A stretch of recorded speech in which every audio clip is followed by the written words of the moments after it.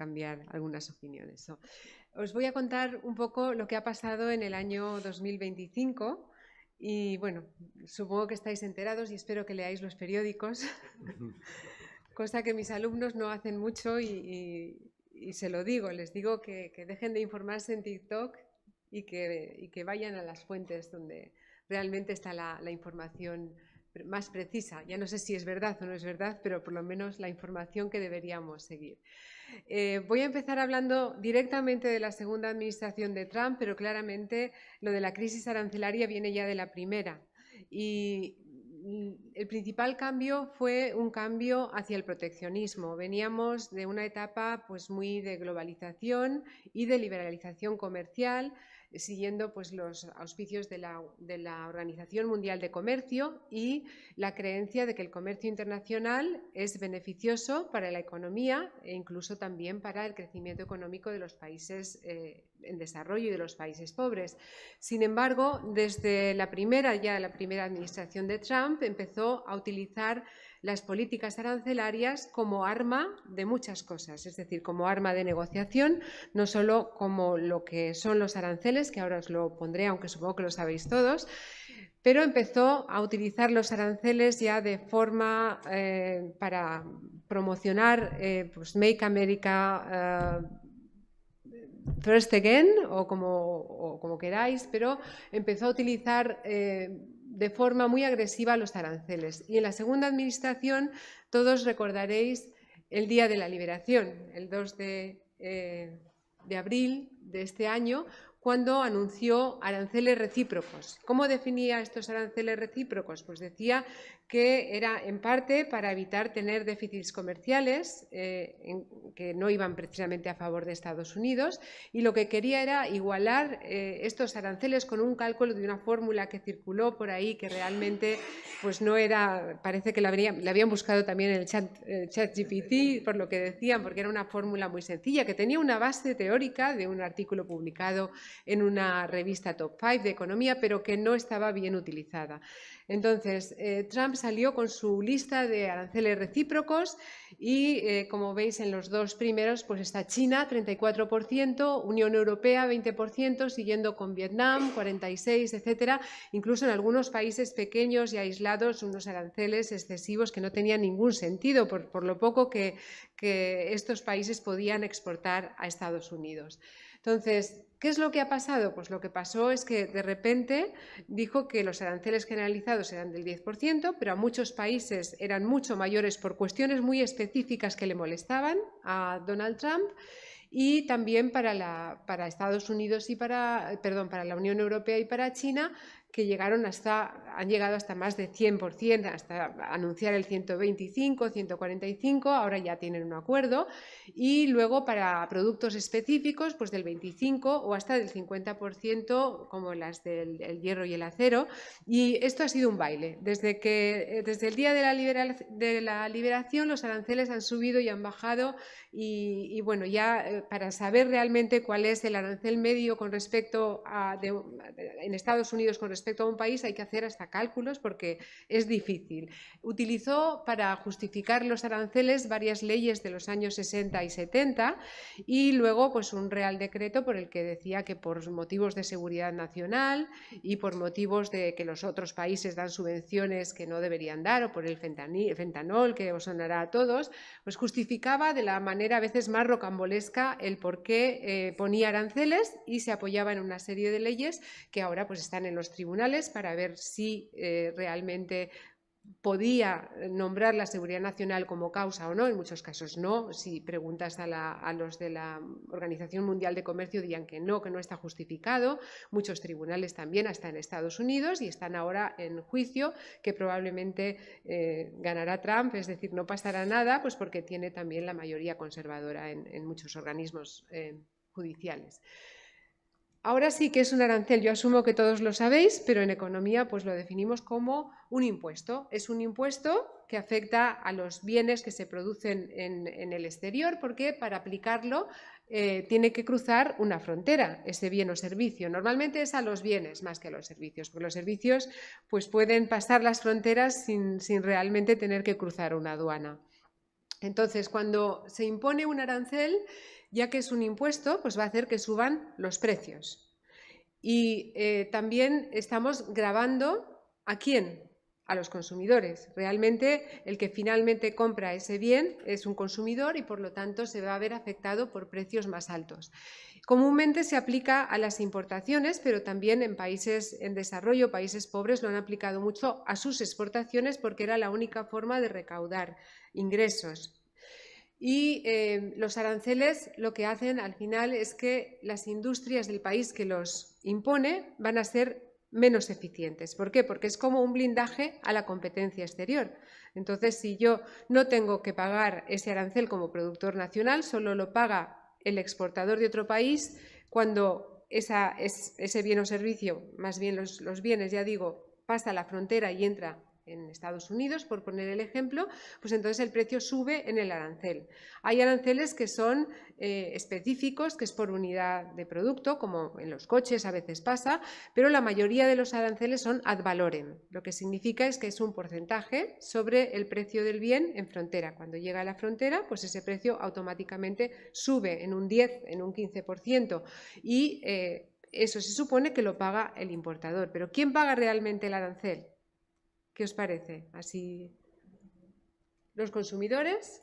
Puede ser, pero pensar que en el proceso, desde que el bien llega y cruza la frontera, puede haber un importador, puede haber un intermediario, puede haber después otra empresa o puede llegar al consumidor final. Entonces, hay también muchos estudios que lo que tratan de determinar es quién absorbe esa subida de precio. Hay veces que les interesa absorberlo a las empresas que exportan, para que sigan comprando su producto en el mercado de destino. Entonces, hay veces que parte del aumento puede ir al exportador, otra parte puede ir al importador, que reduce su margen de beneficios, y otra claramente a los consumidores. Luego, no solamente van a verse afectados los precios, sino también se van a ver afectada la producción y el comercio internacional, por supuesto. La producción, ¿por qué? Pues porque muchos de los aranceles son a productos intermedios. Entonces, como los del acero, si el acero que se importa a Estados Unidos tiene un arancel muy elevado, pues entonces reduce la competencia a los productores de acero en Estados Unidos, pero tiene un efecto muy negativo en las empresas de coches, automóviles y todos los que utilizan el acero como insumo en su producción. Por tanto, es como pegarte un tiro en el pie. Y eso ya le pasó en la primera administración, donde impuso un 25% de arancel a productos intermedios y estuvo perjudicando ya a algunas industrias nacionales. ¿Cuáles son los motivos para imponer los aranceles? Si os acordáis, uno de los que esgrimía Trump era el déficit comercial, luego volveré a ello, pero en general en los libros de economía y de comercio internacional lo que se estudia es que se imponen para proteger a la industria nacional. Entonces, en teoría económica hay un arancel que es el arancel de la industria naciente, puede estar justificado si una industria está empezando a desarrollarse y se quiere apostar porque es una industria con futuro, pues se le puede imponer un arancel a las importaciones que estén relacionadas con lo que produce esa industria para protegerla temporalmente. Pero lo que no está justificado económicamente es que un arancel sea para siempre. Es decir, yo protejo una industria con un arancel de un 20, de un 10 o de un 40% y lo dejo ahí y ya está, porque eso va a hacer que la industria nacional sea cada vez menos competitiva y por lo tanto menos eficiente y pueda subir el precio también. ¿Hay razones geopolíticas? También. Y ahí ya entramos en todo lo que puede ser pues, las materias raras o productos que se necesitan mucho ahora mismo, los semiconductores, que se utilizan para producir bienes muy sofisticados y que no todos los países los pueden producir. Por lo tanto, esos países como China con los metales raros pueden también poner cuotas a sus exportaciones, también con otros motivos que estarían más relacionados con la geopolítica. ¿Eliminan los aranceles los desequilibrios comerciales? ¿Qué os parece?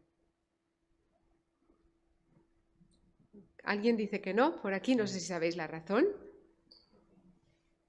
Bueno, ¿por qué no eliminan los desequilibrios comerciales? Pues porque si se aumentan los aranceles, Bajan las importaciones, pero ¿qué pasa? Que esto afecta también al mercado financiero y a los tipos de cambio. Entonces, se reduce la oferta de dólares a extranjeros y, por lo tanto, puede que se aprecie el dólar, aunque no se ha apreciado como se esperaba tampoco, por otras circunstancias, y entonces eso hace que disminuyan las exportaciones. Si se aprecia el dólar, pierde competitividad también la producción de Estados Unidos cuando se quiere vender en el extranjero, porque es más cara en dólares.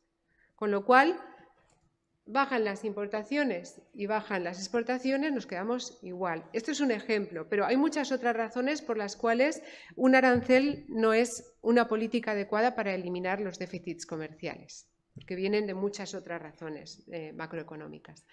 Aquí tenemos la evolución histórica de los aranceles, es para Estados Unidos, pero si lo vemos a nivel global también veríamos los picos, los dos primeros en el 1890-1900 y en la Gran Depresión en el periodo de entreguerras. Ahí fue en el siglo pasado donde más altos fueron los aranceles y ya veis que estaban en niveles del 20%. Ahora si nos vamos hasta el 2025, ahí veis un 14,5%, pero esto no es actualizado, sería una media del 18%, pero luego voy a ir. Lo que quería ver en este gráfico es simplemente que desde el periodo de entreguerras y la Gran Depresión, que fue un poco, yo no digo que sea la causa, pero claramente cuando te ves con muchos problemas, pues se trata de proteger el país, protegerte de alguna manera del exterior, y los aranceles no necesariamente tenían que haber ido en esa dirección, pero eso fue lo que pasó, ¿no? Subió mucho en las tendencias proteccionistas. Después de la Segunda Guerra Mundial encontramos lo contrario, se crearon varias instituciones internacionales, el Fondo Monetario, el Banco Mundial, luego la Organización Mundial de Comercio, y la tendencia era liberalización comercial. Se trataban de crear acuerdos de comercio como la Unión Europea y el Acuerdo Norteamericano, que fue muy posterior en los 90, pero vemos que todos son tratados de libre comercio, a veces bilaterales o regionales o de muchos países que se asocian. ¿Para qué? Para eliminar los aranceles entre ellos. Entonces, el principal objetivo de un acuerdo de libre comercio es eliminar los aranceles dentro del acuerdo de los países que ratifican el acuerdo.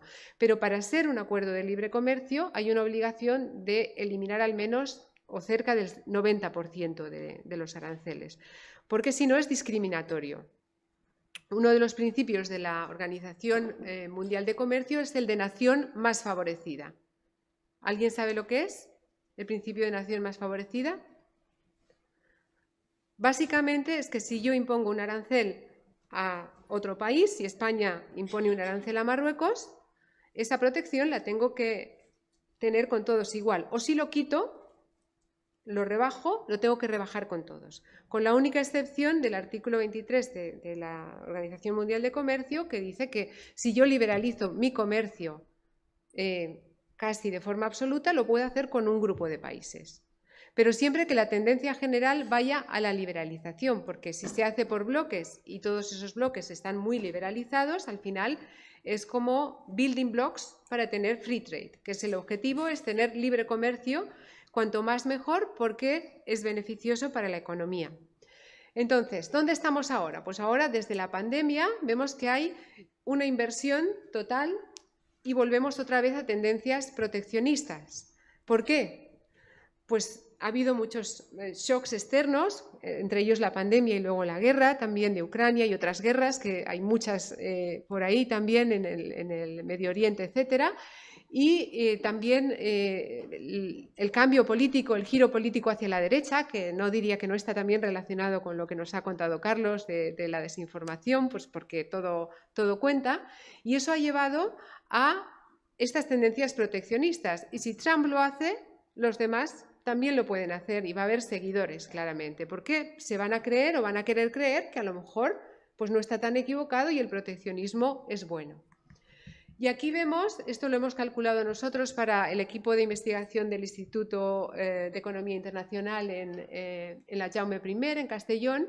Aquí simplemente hemos tomado pues, los aranceles, pero están ponderados por las importaciones en 2024. Es decir, que en función de cuánto se importa en Estados Unidos de distintos países, pues, y con los aranceles que ha aplicado a cada uno de estos países, se saca una tasa de protección media ponderada por el comercio. Ha llegado hasta casi el 30%, después bajó bastante con todos los acuerdos bilaterales que ha ido negociando con Japón, con la Unión Europea, con Corea, ahora hace poco con Suiza, etcétera, y ahora estamos a niveles de protección medios del 18%, ahora a mitad de noviembre.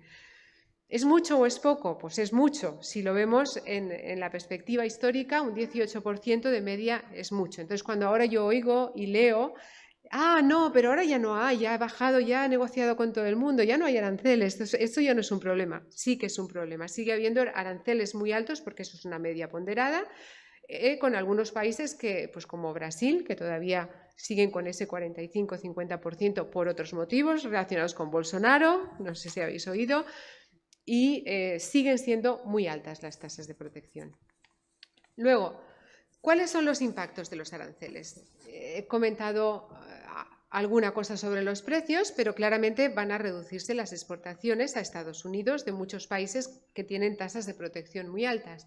¿Qué van a hacer también estos otros países? Van a tratar de rediversificar su comercio y redireccionarlo hacia otros lugares. Y a veces simplemente para hacer el camino hacia Estados Unidos. Es decir, que puede haber lo que llamamos diversión de comercio, pero puede ser que al final el comercio vuelva a entrar a Estados Unidos a través de un país con un arancel más bajo. Y eso es una diversión del comercio.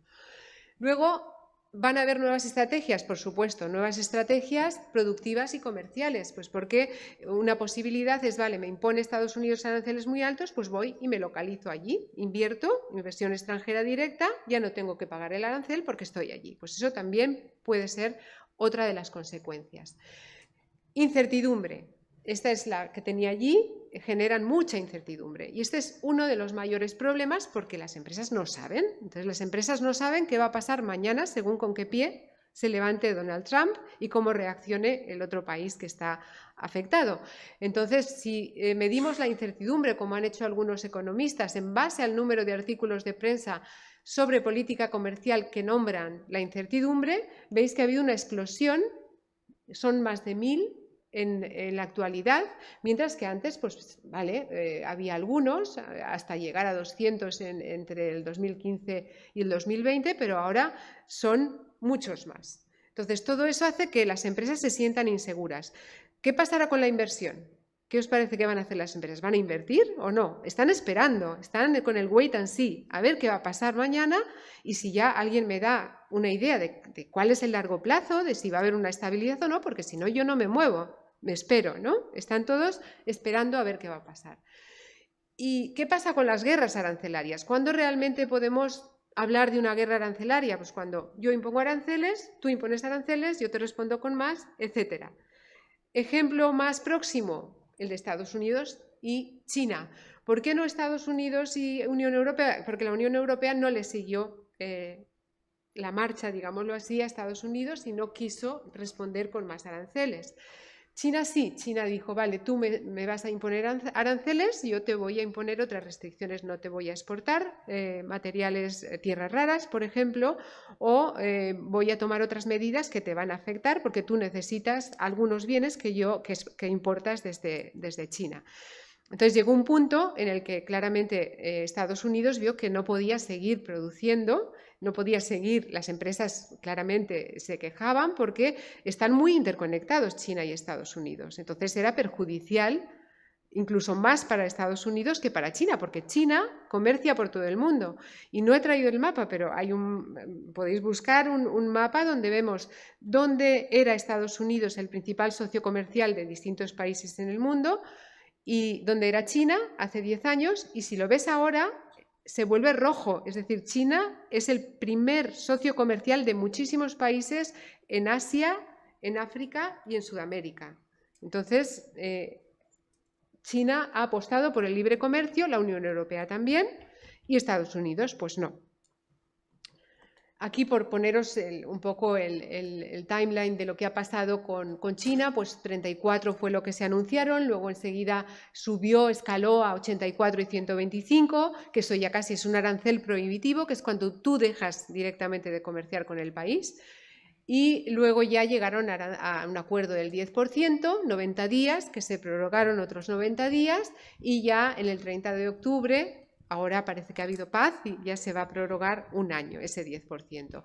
Por supuesto, China le exigió a Estados Unidos algunas cosas también y Estados Unidos a China llegaron a un acuerdo que ahora, esto ya no son acuerdos comerciales como eran los de la Organización Mundial de Comercio, que estaba muy claro que tenían que respetar el libre comercio. Ahora no, ahora son acuerdos de entendimiento entre dos países que no se sabe muy bien dónde clasificarlos. Perdona, un minuto. Un minuto, vale, perfecto. ¿Cuáles son los costes? Los costes son principalmente para el país que los impone y a veces aquí también no hay demasiada información. Estados Unidos va a ser uno de los principales perdedores, pero a medio y largo plazo. Entonces, de momento, pues no se ve todavía, pero se va a generar inflación. Ya se ha generado una subida de precios, sobre todo a los bienes duraderos importados. Y este aumento de precios va a perjudicar a los consumidores. Simplemente de la Reserva Federal de San Luis, ahí tenéis incrementos en los precios de productos, pues los primeros son los productos farmacéuticos y médicos, que veis que hasta 4%. O sea, que sí que han generado inflación, van a generar inflación y el impacto sobre los consumidores y las empresas pues también está ahí. Los consumidores ya hemos dicho que van a haber reducido su poder de compra, esto va a aumentar la desigualdad también. Y las empresas pues, se van a encontrar a costes más altos por sus insumos importados también. Ejemplo del hierro y el acero, ya lo he comentado antes. Y para terminar, simplemente decir que la Unión Europea ha respondido pues, con más libre comercio, tratando de acelerar acuerdos con otras áreas y al final ha pasado por el aro, ha llegado a un acuerdo también con China, pero el acuerdo, aunque lo hayáis oído, impone condiciones de compra de armamento, de inversiones privadas de las empresas en Estados Unidos, etcétera, no es vinculante, es decir, son solo palabras. Y entonces pues no se sabe muy bien cómo pasará esto. ¿Un minuto más o no? Un poco mal, pero venga, 30 segundos. Vale. Bueno, simplemente deciros que los argumentos que había de brecha arancelaria que comentaba Donald Trump no eran verdad. En la mayoría de los productos la diferencia entre aranceles por producto desagregado entre la Unión Europea y Estados Unidos es muy, muy pequeña, menos en algunos campos. Y luego comentaros que si vemos la estructura de las exportaciones españolas y de la Comunidad Valenciana, los sectores más afectados van a ser pues, maquinaria eléctrica, cerámica, maquinaria mecánica y ya para terminar, deciros que sí que van a haber pérdidas en las exportaciones a Estados Unidos de la Comunidad Valenciana, en este ejemplo, de los sectores más afectados, van a disminuir hasta el 96 y el 83% de lo que se exportaba a Estados Unidos, pero se puede exportar a otro sitio. Entonces, ya para concluir, decir que España está apoyando también a las empresas con créditos y con ayudas para que reorienten su comercio y que, bueno, pues el escenario es de riesgo, pero también de oportunidad y se trata de simplemente redirigir ese comercio que el de la Comunidad Valenciana pues era unas exportaciones del 4% a Estados Unidos, puede perfectamente redirigirlo a otros mercados, hay sectores con mucho más y otros con mucho menos. Y ya digo que en principio el posicionamiento de la Unión Europea y por lo tanto de España es de más libre comercio y no de proteccionismo. Muchas gracias.